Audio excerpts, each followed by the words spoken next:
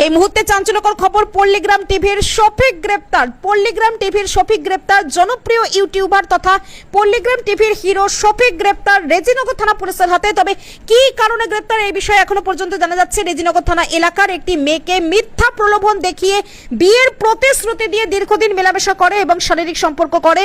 পরবর্তীতে ইউনিটি তার বাড়ির লোকজনকে জানালে তার পরিবারের লোকজন তার সঙ্গে যোগাযোগ করতে চাইলে শফিক কোনো রকমের যোগাযোগ করেনি। ফলে তার নামে ধর্ষণের মামলা করা হয় এবং তার ভিত্তিতে গতকাল রাত্রে তাকে তাহিরপুরের একটি হোটেল থেকে গ্রেপ্তার করে রেজিনগর থানা পুলিশ। এই বিষয়ে কি বলছেন ওই নাবালিকার বাবা শোনাবো কলকাতা সংবাদ টিভির পর্দায়। মাঝে সাঝে আসে আমাদের কে ওই শফিক। কি কারণে আসতো? এমনি আসে, দিয়ে আস্তে আস্তে যেতে বললো তোমাকে আমি বিয়ে করবো। হ্যাঁ, বিয়ে নাই করে আমরা লিখে যাই ঠিক করে। বিয়ে করেনি? না, বিয়ে করে না। বিয়ে তখন আবার স্কুল যাওয়ার নাম করে নিয়ে গিয়েছি, আবার সেখান থেকে বিয়ে দিয়ে